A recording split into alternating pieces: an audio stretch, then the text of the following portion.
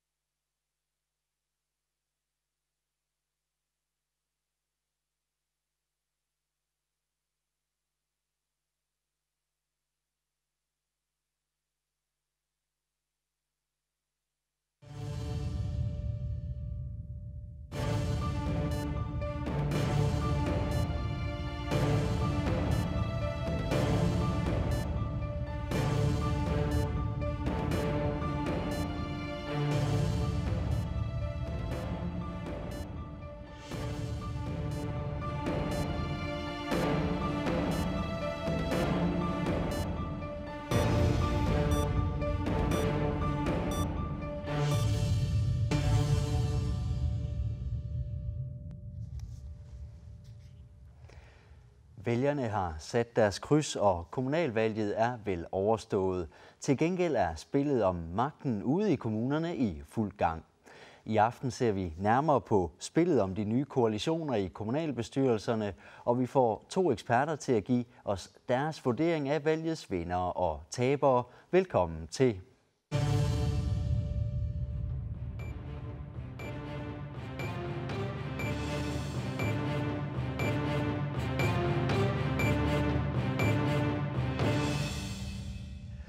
Ja, og til at hjælpe mig med opgaven, der har jeg selskab af jer. Naja Paulsen, leder af afdelingen for journalistik på Elisabeth Safik. Velkommen til dig. Og også velkommen til dig, Nora Mølgaard, politisk reporter på AG. Vi begynder med dramaet i Rasudsub Syd, hvor det tilsyneladende er helt åbent, hvem der skal have borgmesterposten. Lad os lige kigge på valgresultatet en gang. 7 mandater gik til Siumut og 7 mandater til IA. I midten af det hele, der sidder Naja Petersen fra Atassut. Naja Paulsen, prøv lige at sætte et par ord på den situation, som Naja Petersen står i de her timer. Enten er hun nok meget glad for situationen og har det som plommen i et æg, eller så har hun store spekulationer på, hvad for et parti hun hælder mest til. Nora Mølgaard, det sidste, vi har hørt, det er jo, at forhandlingerne er i gang, og hun har talt med både Siumut og IA. Hvad tror du for nogle overvejelser, hun gør sig i øjeblikket? Altså, hun går formentlig efter den højst mulige indflydelse i den nye kommune, Rasudsub Syd. Så udvalgsposter, første viceborgmesterposten og andre nøgleposter, som hun kan have, økonomiudvalgspost og andre poster, som kan give hende højst mulig indflydelse, selvom hun hun har det mandat med sig. Hun er den eneste mandat for det. Så mest mulig indflydelse går en familie efter. Naja Paulsen, hvor usædvanligt er det, vi ser den her situation ved kommunalvalgene, at der sidder et enkelt mandat fra et parti og simpelthen kan afgøre, hvor borgmesterposten den skal lande henne? Det er usædvanlig situation for en ny kommune, der skal prøve at stå på egne ben. Det sker sjældent, men det sker nogle gange, at der er små forskel på tal. Det ser vi også med Ræsø Nord, hvor stemmetal mellem Palle Remesen og Alun Bakker er meget små. Vi vender tilbage til dem lidt senere, men hvis vi så kigger videre på Ræsø Syd, så ved første øjekast, så var Ane Hansen fra Inuit Ataqatigiit jo egentlig den store vinder. IA blev det største parti med 44,5% af stemmerne. Hun fik det højeste antal stemmer, 350 personlige stemmer. Men på trods af det, så får Siumut og IA lige mange mandater i kommunalbestyrelsen på grund af valgmatematikken. Demokraterne kom ikke ind. Hvad tror du, Nora Mølgaard? Er det Ane Hansen, der kan gå ind og lave en aftale med Naja Petersen, eller ser du Siumut, som jo, hvor Jes Svane fik flest stemmer, har de også en mulighed for at lave en aftale med hende? Hvem tror du på? Altså, det kan godt tænkes, at hun har fremlagt samme ønskeliste til begge partier. Så kan hun selv kigge på, hvor har hun fået de fleste flueben på sin ønskeliste. Og kan tykke på det i aften, hvis afgørelsen ikke er faldet allerede nu. Så det kommer meget an på, hvilke svar hun har fået fra Siumut og Inuit Ataqatigiit, og hvor meget de to partier er villige til at give sig for at få det spinkle flertal, som jo kun er et mandatsflertal. Naja Paulsen, hvad betyder det så for en borgmester, når vedkommende kommer til at sidde med kun et enkelt mandat flertal i kommunalbestyrelsen? Kan man sige noget om det? Hvad betyder det for borgmesterens arbejde? Altså, det kommer an på, hvordan samarbejdet kommer til at køre, men hvis vi for eksempel ser, at samarbejdet er på spinkel grundlag, og at der er nogle gnister indimellem, så er det en farlig situation at være i rent flertalsmæssigt. Så det kommer lidt an på, hvor meget uvenner man kan nå at blive her under forhandlingerne? Ja, eller hvor godt man behandler hinanden. Kan det tænkes, at Naja Petersen selv vil forsøge at få borgmesterposten ud af det her forhandlingsforløb? Har I noget bud på det? Så det er... Jeg tror, at de to partier har meget svært ved at sluge, at et parti med et enkelt mandat skal få borgmesterposten med under 100 personlige stemmer. Jeg tror, at hverken Siumut eller Inuit Ataqatigiit vil gå med til, at et så lille parti i forhold til de andre skal få borgmesterposten, som de to partier går efter. Så kan det godt tænkes, men vi skal heller ikke udelukke, at Inuit Ataqatigiit og Siumut også begynder at tale sammen, hvis de ikke lykkes med Naja Petersen. Så er det pludselig 14 mandater bag en borgmester i Ræsø Syd, hvilket vil give meget mere arbejdsro for den kommende valgperiode. Det kan jo godt tænkes, at det er jo sket før, at nogen skifter parti under en valgperiode. Hvis for eksempel hvis vi får Ane Hansen som borgmester i Aasiaat eller Jes Svane, at en Siumut flytter over til den anden lejr, så er flertallet lige over hos oppositionen, så er borgmesteren i undertal. Så det er også den slags ting, der skal overvejes under disse forhandlinger. Hvor holdbar er baglandet til at kunne samarbejde sammen de næste 4 år? Mm.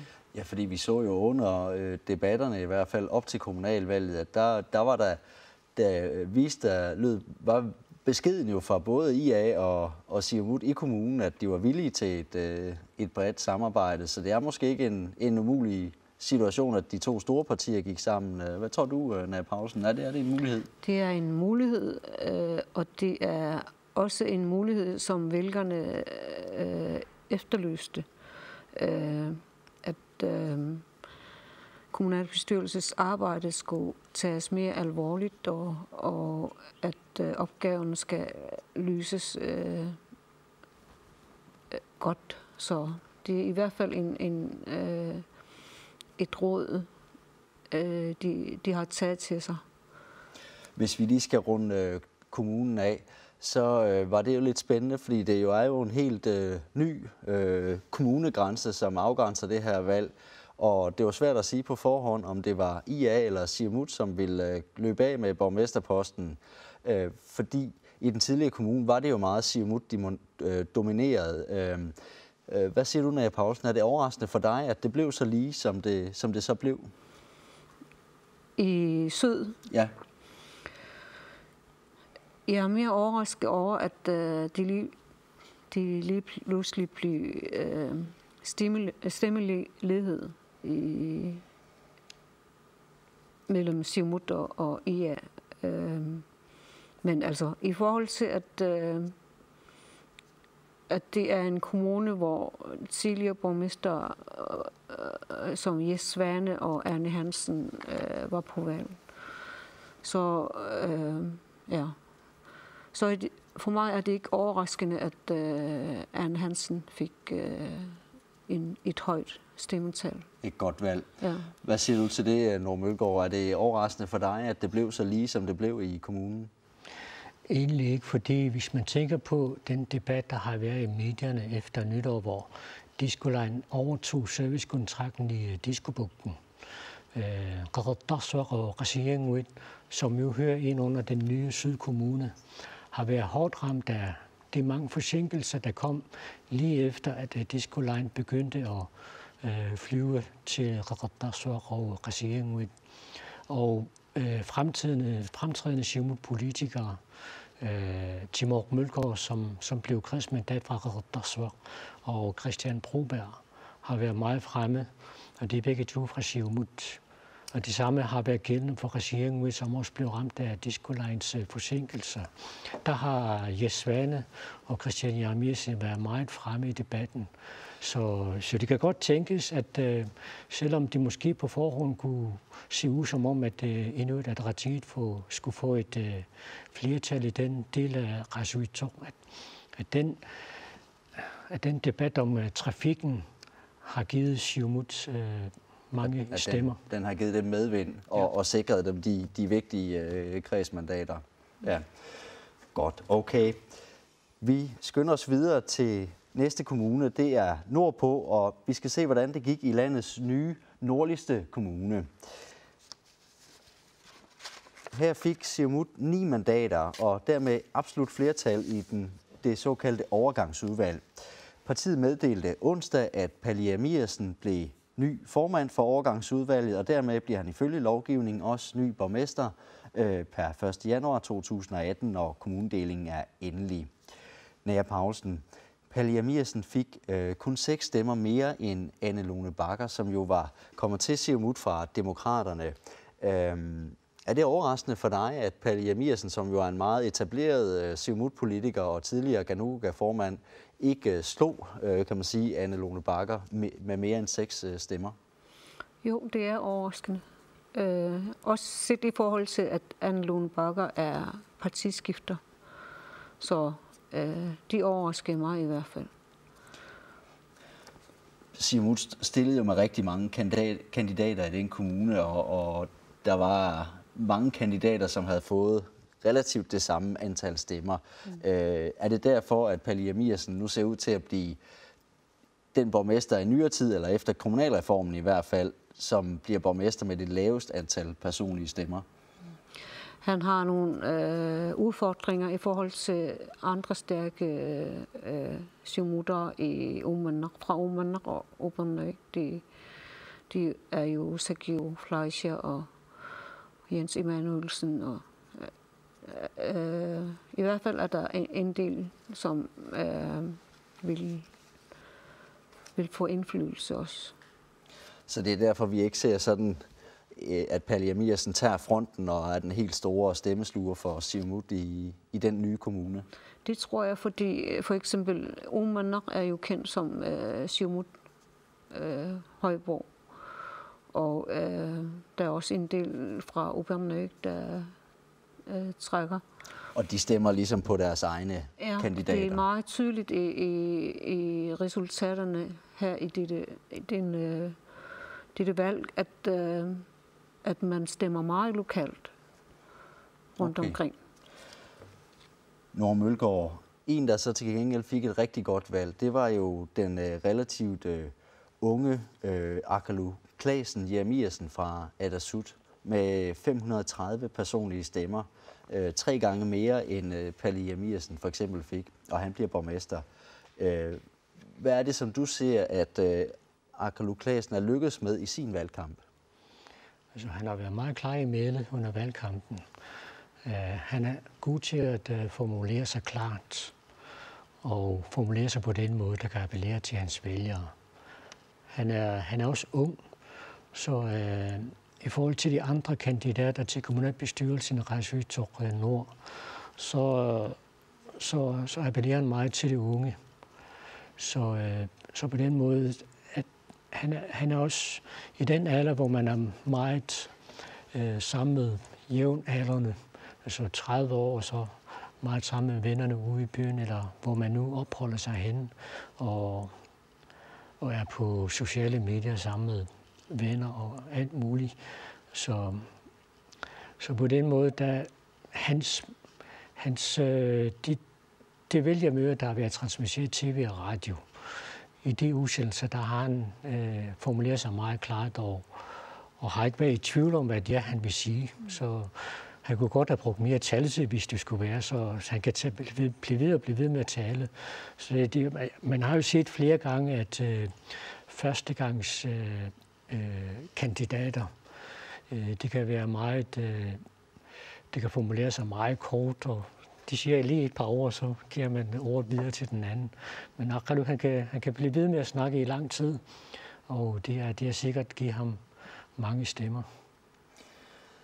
Naja Paulsen, er du enig i den analyse, at det her det kan være en ny politisk stjerneskud til Atassut, som jo har været igennem lidt af en krise, men her er der altså en ny mand, som kan trække nogle stemmer? Ja, ham og den unge fra Guetta, de viste klart, at der er en ny generation i Atassut på vej. Bentiak Ottosen, ja. Og som har retorisk talent og meget, i det hele taget meget fremfusende på en god måde. Godt. Med den positive melding fra Atassut, så bevæger vi os videre til Regada Kommunia. Lad os lige prøve at se på resultatet her. Som grafikken den viser, så fik Siumut absolut flertal med 8 mandater og fortsætter dermed altså oplagt med borgmesterposten. Den hidtil siddende borgmester Herman Bertelsen, han genopstillede ikke. Til gengæld var der en anden Bertelsen, som stjal billedet. Han tordner ind i kommunalbestyrelsen. Malik Bertelsen hedder han. Han fik over 500 personlige stemmer. Naja Paulsen, Erik Jensen, han blev omtalt som favorit før valget. Men blev altså overhalet her. Erik Jensen fik ikke noget dårligt valg. Han fik også over 400 personlige stemmer. Hvad tror du, der gjorde, at Malik Bertelsen kunne overhale Erik Jensen og få så godt et valg her? Jeg tror, han gjorde et godt arbejde under valgkampen, og at det hjælper også en del, at han har været kendt som landstingsmedlem. Så i det hele taget en fornyer i forhold til nye initiativer, og i det hele taget også en ny generation, der er på vej til at erstatte de gamle. Hvad siger du til den analyse, Norm Mølgaard? Er du enig i det? Jeg tror også, at mange i Sisimiut husker Malik Bertelsens personlige resultater. Altså, han har opbygget sin status som privat næringsdrivende fra et lille skur til et større foretagende. Så det er skidt gennem slid. Og det imponerer folk, at en ung mand har vilje til at bygge sit eget forretningsområde fra bunden til det er i dag. Men Malik Bertelsen er også den type politiker, der ikke er bange for at tage nogle emner op, hvor der måske kan være konflikter i, og forsvare sine interesser til det allersidste. For eksempel, han har under sin periode i Inatsisartut fremlagt forslaget om længere åbningstid af alkohol i butikkerne. Og vi ved jo godt, at hver gang der bliver talt om alkohol i politik, så er der altid konflikter. Men han var ikke bange for at tage den konflikt op og fik vedtaget sit forslag, selvom Siumut dengang var i opposition. Og under den her valgkamp, så har han også taget et kontroversielt emne op, som at kritisere lærerstaben. At han er ikke tilfreds med de resultater, folkeskolen opnår. Alt for mange unge går ikke videre med en uddannelse. Og han var ude med en løftet pegefinger overfor, at lærerstaben burde også gøre det bedre. Også forældrene. Forældrene var ikke glemt, men at han er den type politiker, der tager emner op, hvor der kan være konflikter, men han forsvarer sine interesser til det allersidste. Så altså en handlekraftig mand. Naja Paulsen, tror du, han kan omsætte det også, når han kommer ind og skal sidde som borgmester og skal styre kommunen? Vil vi se nogle forandringer i Regada i den her valgperiode, tror du? Jeg tror, at sammen med Erik Jensen og der er også Gideon Lybert og altså, jeg tror, han vil, når han er kendt som at arbejde ihærdigt for nogle ting, så vil han også tage lederskabet med omhu og handlekraftighed. Godt. Så lad os lige vende tilbage til Atassut, som vi også vendte i den tidligere kommune, som vi drøftede i Nordkommune, hvor jo Atassut fik et godt valg. Men også i Regada Kommune fik Atassut et rigtig godt valg. Sivat K. Heilmann, partiets landsformand, stillede op her. Han kommer ind og er en væsentlig medvirkende årsag til, at Atassut får 21,2% af stemmerne i kommunen. Sivat K. Heilmann er jo også formand for, som jeg nævnte, for Atassut på landsplan. Her går partiet en lille smule tilbage, 1,1 procentpoint. Men set i forhold til den krise, som Atassut har været inde i, med senest vi så Knud Christiansen, som meldte sig ud af partiet, der skulle en ny formand til. Sivert meldte sig på banen. Nord Mølgaard, tror du, Sivat K. Heilmann er tilfreds, når han kigger på resultatet af kommunalvalget her for Atassut på landsplan? Han er nok tilfreds med, at tilbagegang ikke blev større. Og sit personlige resultat, der kan han ikke være utilfreds med, så med at være absolut topscorer i Regada Kommune. Ja. Men jeg tror også, grund til, at Sivat K. Heilmann er så populær som politiker, det er, at han har været med i magtens tinde på landsplan. Han har været medlem af Naalakkersuisut. Han har været borgmester. Han har været i kommunalpolitik og landspolitik i mange år. Men når han ikke lærer i mødesalget i Inatsisartut, i den kommunalbestyrelsen, så tager han sine gummistøvler på og tager ud og fisker sammen med de andre fiskere og fanger og er på lige fod med de andre. Så det er med til at give ham sådan en folkelig opbakning, fordi han er den type person, der appellerer til en bred befolkning. Ser du, Malik Bertelsen, tror du, han vil forhandle? Vil han lave en bred koalition, en bred aftale med de andre partier, måske med Sivat K. Heilmann? Ser du nogle muligheder for det i Regada Kommune? Ja? Det kan godt tænkes, at et så stort personligt resultat også giver stof til eftertanke hos dem, der får magten. Og for at kunne give sig selv den mest mulige arbejdsro i den kommende valgperiode, så vil Siumut sikkert gå efter et samarbejde med andre partier. Det kan give et tilbageslag om 4 år, hvis man har valgt at gå enegang, bare fordi man har absolut flertal.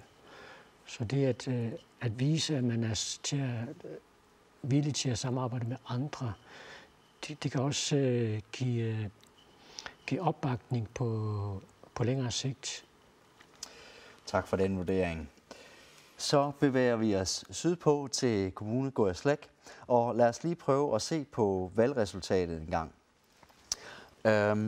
Også her beholder Siumut sin borgmesterpost. Partiet går faktisk frem som det eneste sted i landet. Siumut får 9 mandater. Gista P. Isaksen har selv meldt ud, at hun bliver borgmester. Hun har fået et kanonvalg, hvor hun næsten fordoblede antallet af personlige stemmer. Nora Mølgaard, hvorfor tror du, at Gista P. Isaksen fik så godt et valg her i den her omgang? Så dagsordenen for valgkampen blev sat lige før midt under valgkampen, fordi børnetalsmandsrapport blev offentliggjort med de store efterslæb, der er på socialområdet i kommunen Kujalleq. Så på den måde, og Gista vælgerne det kan meget vel tænkes, at vælgerne har tænkt på, at hvis kommunen Kujalleq skal have en genopretning på det sociale område, så må det være Gista P. Isaksen, der står for den. Ja, og vi kan jo nævne, at dels er hun jo socialrådgiver, som det har måske peget i den retning, tænker du måske, at vælgerne tror, jamen så der er måske en person, og hun er også tidligere borgmester i Narsaq Kommune, så det har måske givet vælgerne tillid til, at hun måske kan løse den slags problemer. Også fordi hun ikke kun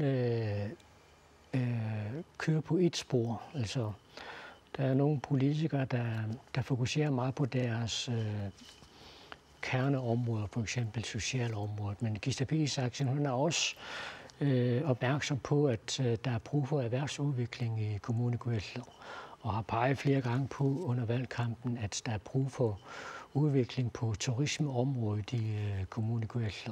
Skabelsen af nye arbejdspladser afsværer en af hendes kerneområder, udover selvfølgelig det, at hun har snakket meget om på socialområdet, men også erhvervslivet har også været ind under. Så de stemmer har hun også kunnet tiltrække? Så hun har en bred vifte over interesse, som sikkert har givet hende det gode valg, som hun fik i tirsdags.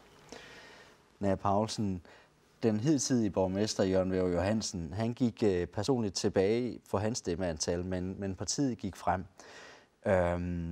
Hvad vurderer du er analysen? Hvad er grunden til, at Jørgen Væver Johansen gik tilbage her og mistede sin borgmesterpost? Han har sagt meget klart, at han har været ramt af personlige ting og har været usynlig de sidste halve år nærmest. Men også, at der har været problemer under valgperioden. Der har for eksempel oprindeligt været samarbejde mellem Siumut og IA, som gik i stykker. Og kommunen har jo været hårdt ramt fra starten med store økonomiske problemer, og som skulle rettes op. Men hvis man lige drøfter det, så kan man jo sige, at Jørgen Væver Johansen er jo så lykkes med at rette op på økonomien, og sidste år kunne kommunen meddele, at de kom ud af det skærpede tilsyn fra selvstyret med hensyn til deres dårlige økonomi. Men det bliver han altså ikke nødvendigvis belønnet for af vælgerne.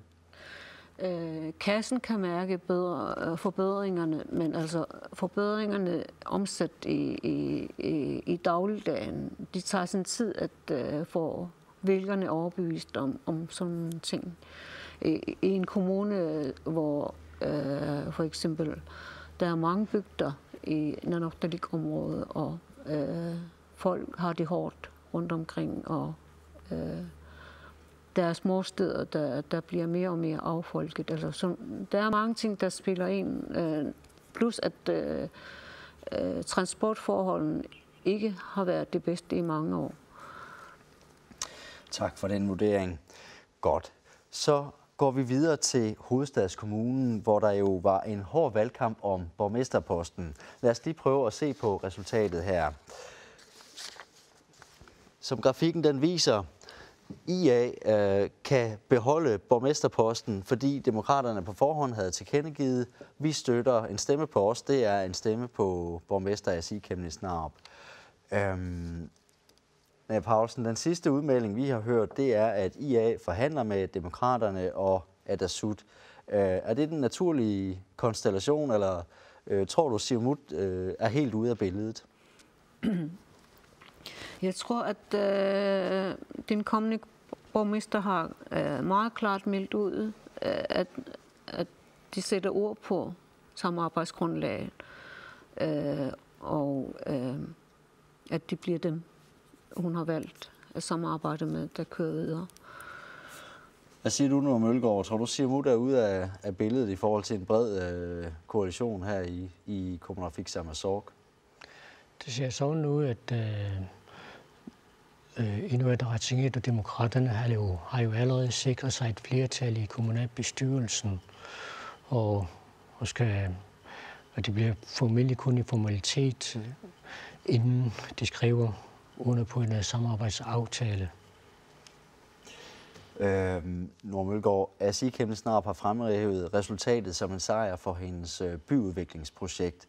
Er det også det, du læser ud af resultatet, eller er der andre grunde til, at Aziz Kemnitz Narup får så godt et valg? Altså hun fik jo et meget godt personligt valg med mere end 2.200 personlige stemmer. Hvad tror du er årsagen til hendes gode resultat? Uroen i Siumut har formentlig kostet Siumut mange stemmer i Kommunal Amagersorg, fordi netop byudviklingsplanen Siorasiorfik blev først godkendt i kommunalbestyrelsen, men så satte Siumut spørgsmålstegn ved, om hvor realistisk den egentlig er. Og kort tid før valget, så blev Aziz Kemnitz Narup meldt til kommunernes tilsynsråd af Peter Davidsen og Anne E. Mathiusen fra Siumut, der har været med til at godkende Siorasiorfik-projektet. Så den uro i Siumut har formentlig givet Inuit Ataqatigiit medvind. Men Aziz Kemnitz Narup har ikke kun koncentreret sig om byudviklingsplanen. Hun har også i valgkampens sidste fase også snakket om bekæmpelse af seksuelt misbrug. Og Nuuk har som den største by i Grønland meget store sociale problemer. Vi hører jo i medierne sagspuklen hos socialrådgiverne, at de knokler bare for at tage lidt af toppen af deres sagspukler. Så det siger jo noget om, at der er utrolig mange mennesker i en by som Nuuk, som har store sociale problemer. Og den snak om at gøre noget ved de sociale problemer giver selvfølgelig point til dem, der taler for at gøre noget ved problemerne. Men hvis vi lige skal runde den af, Nora Paulsen, fordi så selvom vi har set de her problemer, sidste år kom der tilsynsrapporten fra Tasiilaq, hvor det kom frem, at 3 medarbejdere sad med 520 aktive sociale sager. Vi har hørt, for nylig kom der en redegørelse, som du siger, 85 sager per sagsbehandler i kommunen. Men alligevel så har vælgerne altså mest tillid til, at det er Aziz Kemnitz Narup, som hun har haft gennemslagskraft nok i valgkampen til at forsikre vælgerne om, at hun kan gøre noget ved problemerne, selvom det jo også er hende, der har haft magten de sidste 8 år faktisk. Ja, det viste hun allerede i foråret i 13. Det bliver hun også belønnet for. Altså, jeg tror, det handler meget om, at vælgere søger stabilitet i politisk ledelse.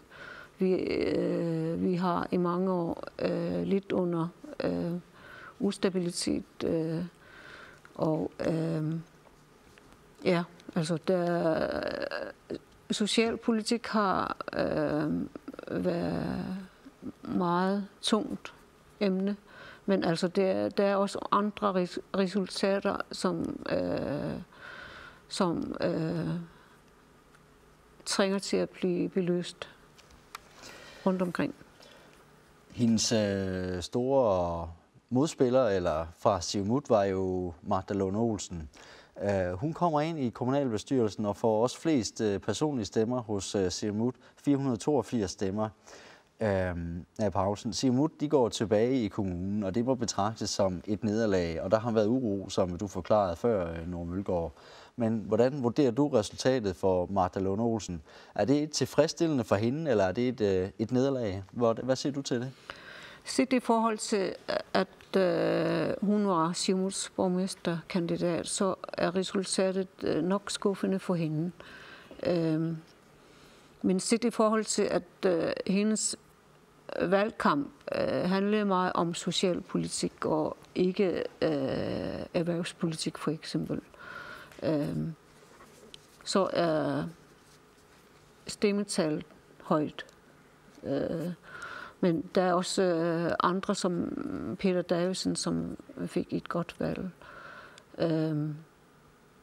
Ja. Hvad siger du, Nora Mølgaard? Kan Magda Lund Olsen være tilfreds med det her? Hun kom jo lidt hovedkuls ind i valgkampen, da hun blev fyret af Kim Kielsen fra Naalakkersuisut, som jo heller ikke var nogen hjælp. Hvad siger du til hendes resultat? Altså, hun fik jo flere personlige stemmer i forhold til valget til Inatsisartut, så på den konto kan hun være tilfreds. Og at efter at være blevet vraget fra sin post i Naalakkersuisut, så stille op til valget et par måneder efter. Så det kan også betragtes som et personligt sejr fra at være vraget til alligevel få over 400 personlige stemmer. Ja, pausen. Så kan man jo heller ikke gå ud om, at man stemmer meget lokalt. Man skal huske på, at hun er tilflytter fra Sisimiut, og i Nuuk stemmer vælgerne på deres Nuuk. Så ser vi det lys, så er det faktisk et godt resultat. Ja, det synes jeg også. Hvis vi så bliver ved Siumut, så fik Siumut et rigtig godt valg i 2013. De går 6 procentpoint tilbage. Hvordan vurderer I det? Kan Siumut stadigvæk være tilfreds? Vi ser jo, at Bartin Alrak kommer ind den her gang og får 4,6% af stemmerne. Hvad er din vurdering, Nora Mølgaard? Kan Siumut stadigvæk være tilfreds? Altså, vi hører jo også indtil videre, mindst 3 ud af 5 borgmester bliver Siumut-borgmester. Så jeg tror næppe, at Kim Kielsen er tilfreds med et tilbagegang i et parti ved et valg. Så han har sikkert gerne set fremgang i stedet for tilbagegang i det totale resultat. Men vi skal også tænke på, at i den Bartin Alrak, som jo er stiftet af Siumuts tidligere formand, Hans Enoksen, blev stiftet under den afsluttede valgperiode. Og de to partier har interesser, som ligger meget tæt på hinanden. De er to meget fiskeriorienterede partier. Så på den måde, det kan godt tænkes, at mange vælgere er flyttet sammen med Hans Enoksen til Bartin Alrak. Hvis vi så lige tager fat i Hans Enoksen, i alt 3 mandater bliver det til for Bartin Alrak. 2 i den nordligste kommune blandt andet. Kan Hans Enoksen være tilfreds med kommunalvalget, vurderer du? Efter så kort tid efter stiftelsen af partiet, så kan det godt tænkes, at det er tilfredsstillende. Men så de pålægger jo partiet et stort ansvar. Så nu er det jo et nyt parti, som fik valgt nogle mandater ind. Så skal de vise resultater. Det skal sikre partiet, at det ikke er en engangsforestilling. At de skal genvinde. De skal have mindst lige så stort resultat om 4 år til kommunalvalget. Så det giver dem et ansvar til at vise resultater i de kommende 4 år. Godt, så Bartin Alraq, de skal til i arbejdstøjet nu ude i kommunalbestyrelserne. Tusind tak, fordi I kom. Nora Mølgaard fra AG Politisk Reporter, Naja Paulsen, leder af afdelingen for journalistik på Elisabeth Sofik. Det var alt, hvad vi nåede i aften. Vi følger naturligvis kommunalvalget helt til, at den sidste borgmesterpost er på plads her på KNR. Du kan følge vores dækning på tv, i radioen og på vores hjemmeside knr.gl. God aften og på gensyn.